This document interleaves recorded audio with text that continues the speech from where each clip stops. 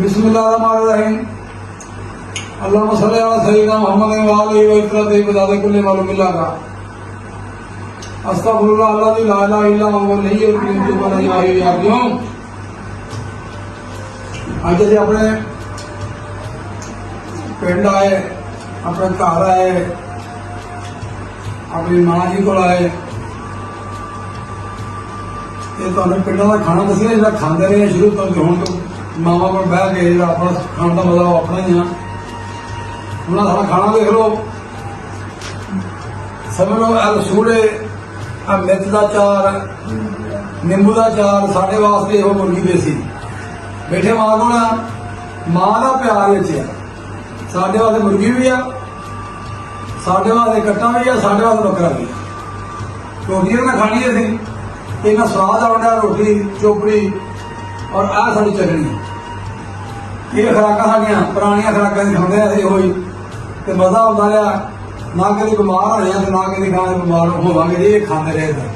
मेरे वास्ते बेहतर चीज आ अभी शहरों लै गए चीज जी मैंने तो पसंद को नहीं। मुंडे मुंडे खा लेंगे ने मैं वैसे बेहतर शौकीन नहीं। मैं सिर्फ चार अपनी मां को बह के मां के गिटिया च बह के मां के पैरों से बह के रोटी खावा बंदा तो बड़ा मजा आता पा। समझ आई गल नहीं। मावा का प्यार करा करो। इस उम्र जान के मावा सिर्फ प्यार मंगदियां कुछ नहीं मंगदियां। बच्चे कोल बैठे रहन, इन्होंने दिल लगा रहा, खुश रहिंदियां ने। जिन्होंने मां को याद ने उन्होंने कोल ब्याह करो, टाइम दिया करो। अब मैं लाना अपनी मां के कोल आना, मेरा दिल ला शायद अपनी मां को आना आगे रोटी बह खाना कोई गोल चंगा लगता जो साड़ी आ खुराक है साड़ी साढ़े बाद यही गोल मेरी मां का हथा का प्यार चार, मेरी मां के फिर पे रोटियां ये सानू ना गोश तो घट नहीं है। बहुत मजा आ रहा सानू घर बैठे खास तौर अपनी मां के मुढ़ बैठे ना प्यार इन्ना मिला कि रोटी साड़ी साड़ी भुखी पहले मर गई। अम्मी को बैग में वीडियो ऐसा बना रहा लोगों को दसता मैं वहां कि मावा दूर ना करो, मावा का प्यार करो। ये नियमत ये रहमत इंसान के सिर से सदा कायम ताई गल बनती है।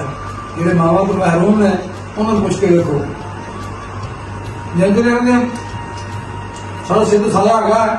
इन्हें खिदमत करो, इन्होंने कोल बो, इन्होंने महफल करो। ये कभी भी बीमार होगी ना कभी बुढ़े होंगे। इन्हें बुढ़ापा औलाद की जुदाई, औलाद की नाफरमानी, औलाद का कोल ना बहना वो खांदा है। बुढ़े होंगे ने परेशान होंगे ने वजह से बीमार होंगे ने। जो मावा के कोल बह के गपशप मारोगे मावा का दिल हो जाता है। पुत्रा वास्ते धीहा वास्ते मावा दुआवा करते हैं सारे धीहा पुत्र तत्ती वारन लगे। हाँ जी अभी जब अपनी मां को बैठे हैं लस्सी घर की खालस देसी चट की लस्सी ये बह के सुन सुन के गए जनाब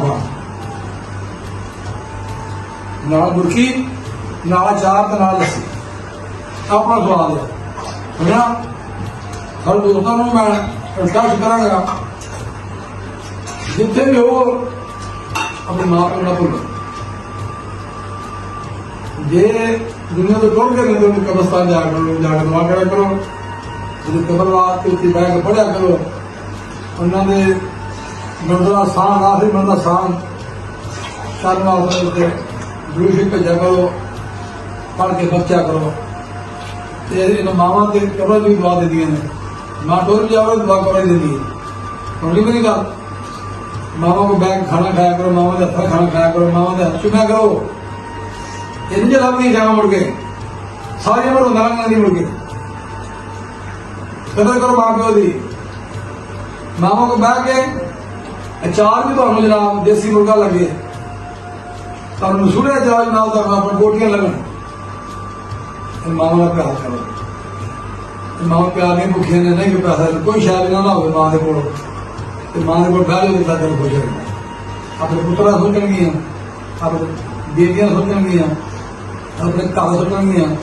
जिसे जमन भाव होंगी है उतो मावा नहीं जादियां। अभी बड़ा कोशिश की शहर खरीदा अम्मी करीब 10 दिन रही करीब महीना रही पिंड लाई इस पिंड का प्यार मेरी मां को, इस मेरे घर का प्यार है, इस बच्चे का प्यार है, इस भावना का प्यार है। शायद जिदा भी चंगा होगा ना, अपनी जी पिंड की मिट्टी है, अपने घर की मिट्टी है, अपने बच्चे को रहने वाली मिट्टी है ना, उन्हें बहुत प्यार करती है मां। सब दोस्त मेरी इस वीडियो में कहते हैं, सारे लोग अपनी मां को जाके काम करा करो, पढ़िया करो, ना मां को कुछ दूसरी पढ़िया करो, जाके पढ़ के बहुत लोगों को बख्शा चलोगे अल्लाह।